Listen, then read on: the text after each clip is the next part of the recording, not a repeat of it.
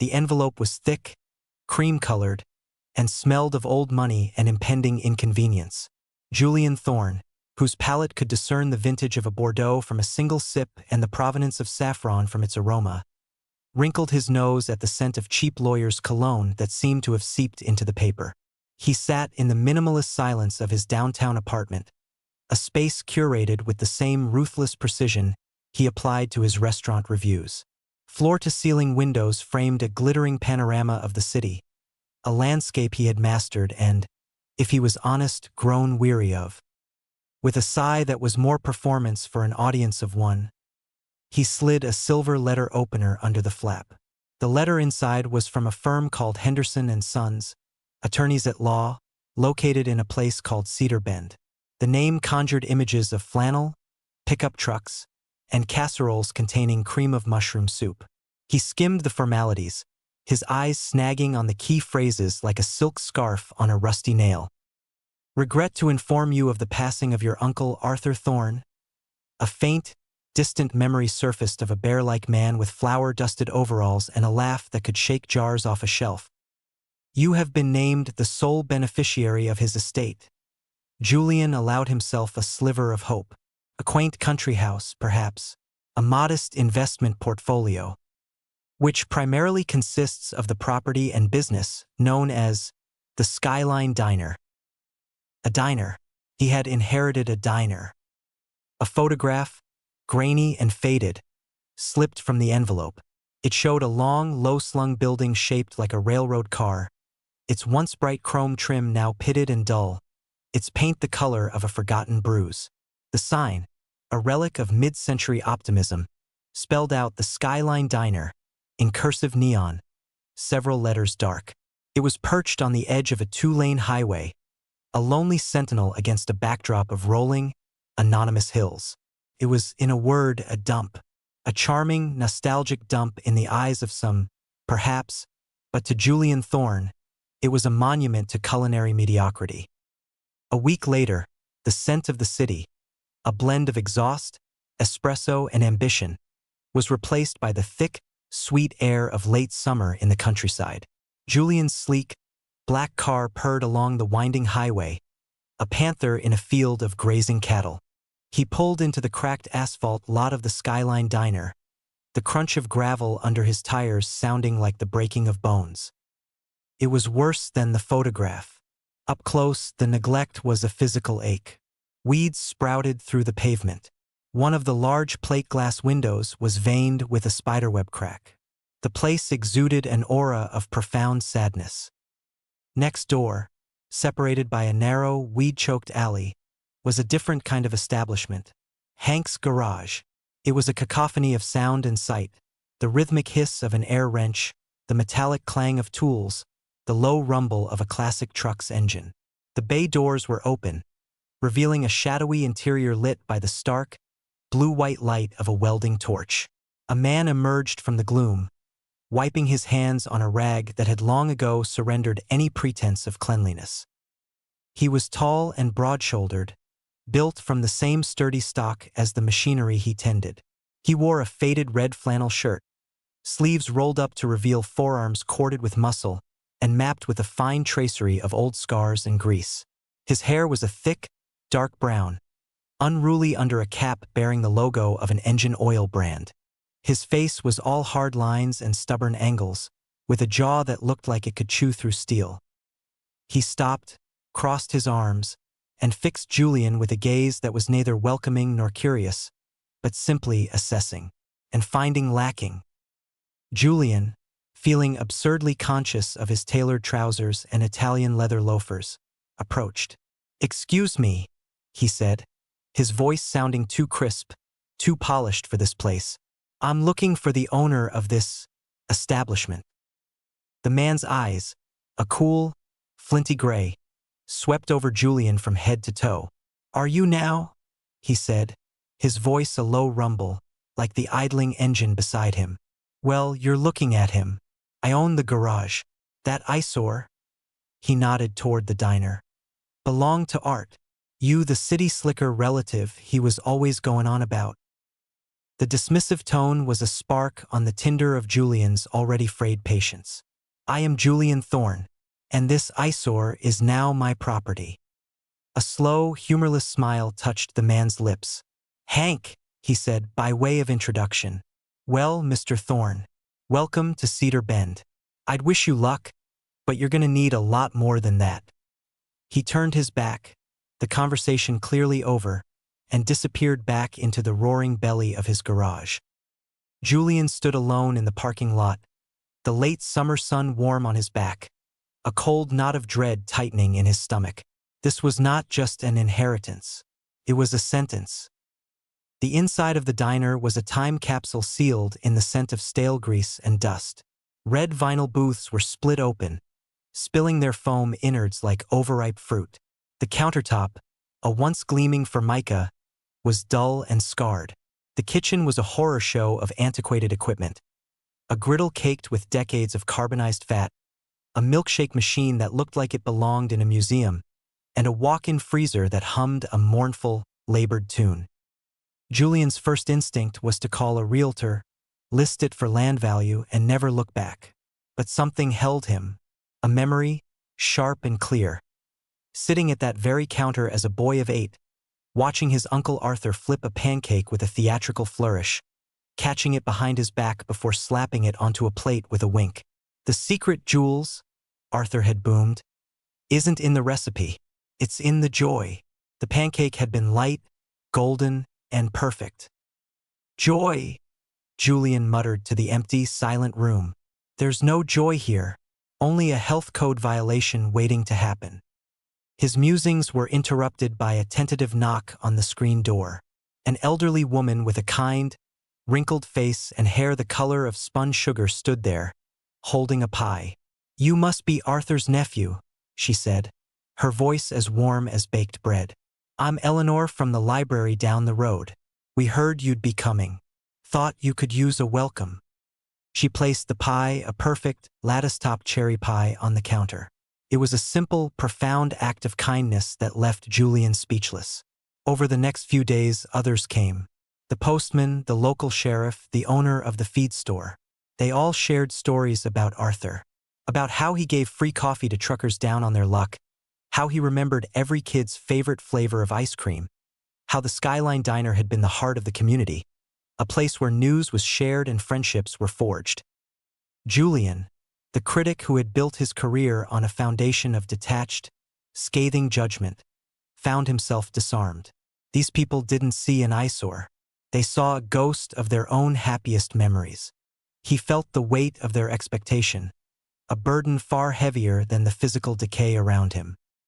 The legalities, handled by the ancient but sharp Mr. Henderson, came with a catch. The diner's land was valuable, but Arthur's will contained a covenant. The property could not be sold to a developer for a period of 5 years. It had to remain a food service establishment. Arthur, from beyond the grave, was forcing his nephew to either run it or let it rot. Driven by a complex mix of obligation, buried nostalgia, and a critic's arrogant belief that he could fix anything, even without knowing the first thing about running a restaurant, Julian made a decision. He would reopen the Skyline Diner. His first order of business was the equipment. The ancient griddle was beyond salvation. A new one was required, and it needed to be hooked up to a gas line he was fairly certain hadn't been up to code since the Eisenhower administration. There was only one person to ask. The bell above the door of Hank's garage jangled, a harsh, intrusive sound. Hank was buried under the hood of a 1957 Chevy, his back muscles rippling under the flannel. He didn't emerge. "I need your help," Julian said, dispensing with pleasantries. Hank slid out, his face smudged with oil. "Shocker. The griddle needs replacing. The gas line. I need someone who knows what they're doing." Hank picked up a wrench, turning it over in his hand. "I'm a mechanic, not a short-order cook's handyman." "I'll pay you," Julian said, the words tasting like ash. He was resorting to the city solution. Throw money at a problem. Hank's eyes narrowed. "Of course you will. But my rate for city folks who think they can waltz in and play restaurateur is triple. And I work on my own time." He looked Julian dead in the eye. "And you'll stay out of my way." It was the most expensive and humiliating handshake Julian had ever been a part of. The war was declared, and the first battle lines were drawn in the grease-stained concrete between their two kingdoms. The following weeks were a masterclass in frustration. Julian, who had dined at the world's finest establishments, found himself utterly defeated by a commercial-grade dishwasher. Hank worked with a silent, surly efficiency, his presence a constant, critical commentary. He'd grunt at Julian's suggestions, ignore his questions, and leave a trail of greasy footprints on the newly mopped floor. Julian focused on the menu, a task he felt was his domain. He envisioned an elevated, rustic chic experience. "We'll do a deconstructed meatloaf with a red wine demi-glace," he announced one afternoon, looking up from his notebook, "and a frisee salad with lardons and a poached egg." Hank, who was connecting the new gas line, paused and shot him a look of pure, unadulterated disbelief. "You gonna serve that to Bud, the trucker who hauls livestock and just wants a decent burger and a slice of pie? You're out of your damn mind." "I'm aiming for a certain standard," Julian retorted, his pride stung. "Aim for keeping the lights on," Hank grumbled, returning to his work. "This isn't one of your fancy-pants city joints. This is the skyline. People expect pie that doesn't need a translator." Their arguments became the soundtrack of the renovation. They fought over the paint color. Julian wanted sage tint. Hank said it looked like sick. The music, Julian preferred a curated jazz playlist. Hank insisted on the classic country station. And the coffee, Julian sourced a single-origin Ethiopian bean. Hank said it tasted like dirt. Yet, in the midst of the conflict, slivers of a reluctant partnership emerged. Julian, for all his impracticality, had an eye for aesthetic flow and a surprising knack for organizing the chaos. Hank, beneath the grime and grumpiness, was a genius with anything mechanical or structural. He fixed a stubborn plumbing issue in minutes that would have taken Julian days, and he reinforced the wobbly counter with a quiet competence that was, Julian had to admit, impressive. One evening, after a particularly long day of arguing and assembling chairs, Julian ordered pizza. It was a peace offering of sorts, a greasy, cheesy flag of truce. They ate in silence on the diner's steps, watching the sun set over the highway, painting the sky in streaks of orange and purple. "Why the garage?" Julian asked, surprising himself. Hank took a long pull from a bottle of beer. "My old man ran it. His father before him. It's honest work. You fix something, it stays fixed. Not like people." He glanced at Julian. "Why the food critic? Seems like a job for someone who enjoys telling people they're wrong." Julian smiled faintly. "I used to love food, truly love it. The story in every bite. But after a few hundred meals, a few hundred reviews, it all starts to taste the same. The joy gets critiqued away." He'd never admitted that to anyone, least of all himself. Hank was silent for a moment. "Art, he never lost the joy. Drove a '68 Mustang, a beauty. I keep her running for him. He'd always pay me in banana cream pie." He stood up, brushing off his jeans. "Don't tell me you're gonna serve that deconstructed crap, Thorne." Art would roll over in his grave. He walked back to his garage, leaving Julian alone with the twilight and the first genuine, unanalyzed thought he'd had in years. He's right. The grand reopening of the Skyline Diner was less a grand event and more a nervous experiment. Julian had, reluctantly, taken Hank's advice. The menu was a compromise. A perfectly seasoned, high-quality burger, hand-cut fries, a classic meatloaf, fully constructed, and, of course, pie. Eleanor had given him Arthur's recipe for the crust. He'd also kept one of his own touches, a daily special, written on a small chalkboard. Today's was a roasted chicken with herbs from the small patch he'd started behind the diner. The place was packed, not because of the food but because of Arthur. The entire town seemed to have turned out, a wave of supportive, curious faces. Julian, who was used to being an anonymous observer, was now the center of attention, sweating through his crisp, white apron. The chaos was overwhelming. He burned the first batch of fries, oversalted the soup, and nearly severed a finger while frantically chopping onions. He was drowning. Then Hank walked in.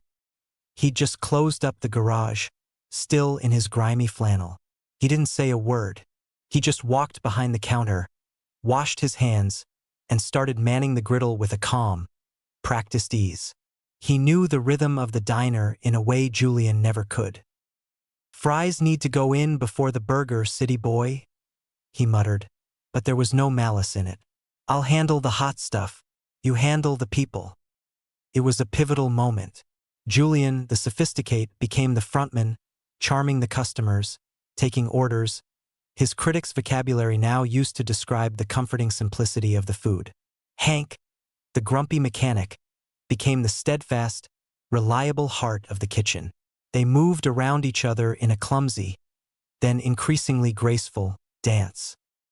An hour into the service, a familiar face walked in: Marco Spinelli, a rival food critic from a major national publication. He was passing through and had heard the buzz. Julian's blood ran cold. This was it, the professional judgment he feared and respected. Marco ordered the burger, the fries, and a slice of cherry pie. He ate slowly, methodically. Julian watched, his heart pounding, every one of his own past, cruel reviews flashing before his eyes. Finally, Marco finished. He walked up to the counter, his face unreadable. He looked at Julian, then at Hank, who had come to stand in the kitchen doorway, arms crossed, a smudge of grease on his cheek. "Interesting," Marco said. "The burger is good, solid. The pie crust is exceptional." He paused, letting the tension build. "But that's not why I'm writing about this place." He gestured around the diner, at the laughing families, the old couples sharing a milkshake, the trucker at the counter giving Hank a thumbs up. "I'm writing about this. The food critic who learned to cook. The mechanic who runs the griddle. You've managed to capture something I haven't tasted in a long, long time." He smiled. "You've captured the joy." After he left, the diner fell into a stunned silence, then erupted into applause. Julian looked at Hank. For the first time, the grumpy mechanic wasn't scowling.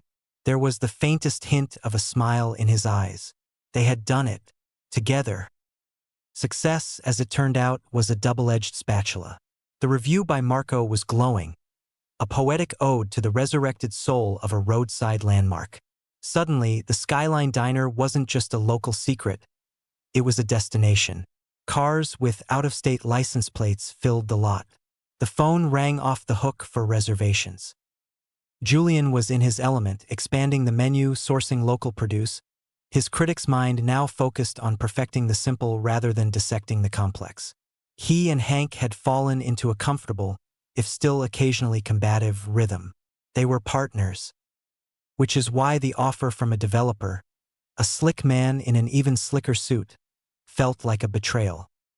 He waved a check under Julian's nose, an amount so large it would set him up for life, allowing him to return to the city in triumph. He wanted to buy both the diner and Hank's garage, tear them down, and build a sprawling roadside convenience store and fueling station. "Think about it, Mr. Thorne," the man said, his voice oily. "You're a star now. You don't belong here, slinging hash for truckers. This is your ticket out, and I'm sure your neighbor could be persuaded. Everyone has a price." The words wormed their way into Julian's mind. He had been missing the city, the theater, the intellectual stimulation, the anonymity. The dream of an easy, wealthy life was seductive. He made the mistake of mentioning it to Hank, framing it as a potential opportunity for both of us. The reaction was nuclear. "Get out," Hank said, his voice dangerously quiet. He was standing in the middle of his garage, a wrench clenched in his fist so tightly his knuckles were white. "Hank, just listen to the number." "I said, get out," Hank roared, the sound echoing off the metal walls. He advanced on Julian, his face a mask of raw, furious hurt. I should have known. You're just like all the rest. You see a piece of land, a dollar sign. You don't see a home. You don't see history. My family has been on this land for 4 generations. This garage is my life." He threw the wrench, not at Julian, but at the wall, where it left a deep dent. "You used me. You used all of us. To make your little project a success so you could cash in and go back to your real life. Get out of my sight, you bastard." The venom in his words was a physical blow. Julian retreated, the developer's check burning a hole in his conscience. He had done the one thing he swore he wouldn't. He'd become the cliché Hank had always accused him of being. That night, a storm rolled in, mirroring the tempest inside him. As the rain lashed against the diner's windows, Julian sat alone at the counter. He looked around. He saw the counter where he'd sat with Arthur. The booth where Eleanor and her friends met every Tuesday. The spot where Hank had stood, saving him on opening night. This wasn't a project anymore. It was his home, and he had nearly sold it for a check. He thought about Hank's words, about his family, his legacy.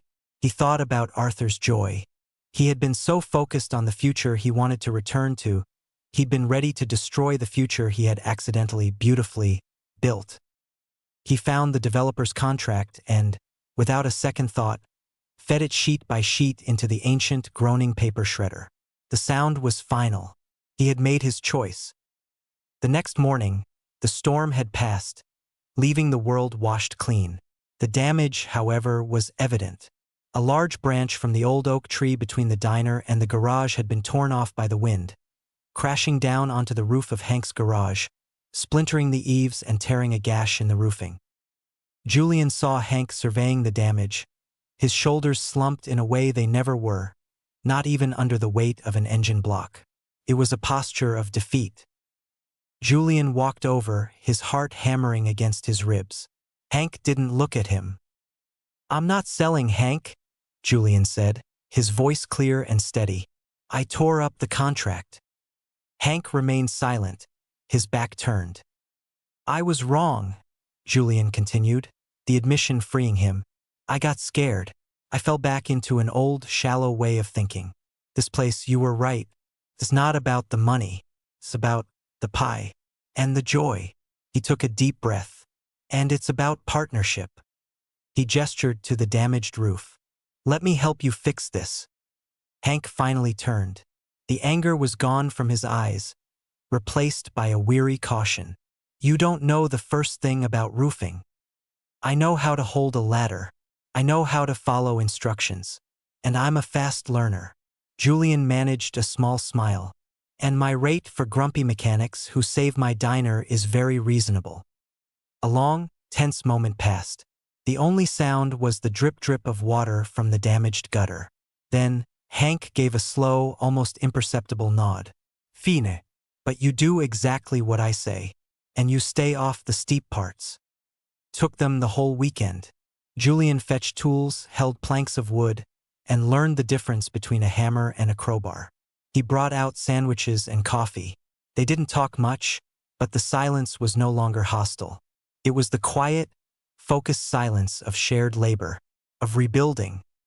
As they nailed the last shingle into place, sitting side by side on the peak of the roof, looking out over the highway, Hank spoke. "My great-grandfather built this garage, with his own hands, passed it to my grandfather, then my dad." He paused.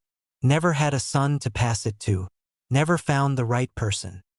He didn't look at Julian, but the meaning hung in the air between them, as tangible as the hammer in Julian's hand. "It's a good legacy, Hank," Julian said softly. "Worth fighting for." "So's yours," Hank replied. "Art would be proud." It was the highest praise Julian could have ever received. 1 year later, the Skyline Diner was more than a success. It was an institution. The city folks still came, but they were outnumbered by the locals who had reclaimed their home.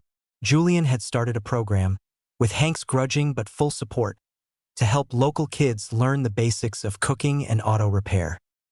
On a crisp autumn evening, the diner was closed for a private party. It was the anniversary of the reopening. The place was filled with laughter and light. Eleanor was there, and the sheriff, and Bud the trucker, and a dozen other faces that had become Julian's family. He stood near the counter, watching Hank explain the inner workings of a carburetor to a fascinated group of teenagers. The grumpy mechanic had become a reluctant, but beloved, community pillar. His flannel was still faded, his hands still dirty, but now he wore a Skyline Diner apron over them, a gift from Julian that he pretended to hate but was never without during service. Their eyes met across the room. Hank gave him that same, almost smile that had become more frequent, more genuine. It was a look of understanding, of respect, of a bond forged in conflict and tempered in cooperation.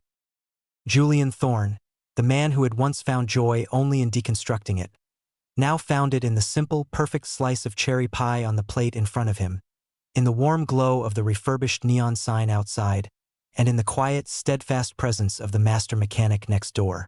He had come to Cedar Bend to sell a relic. Instead, he had built a life and in the process had finally, truly come home.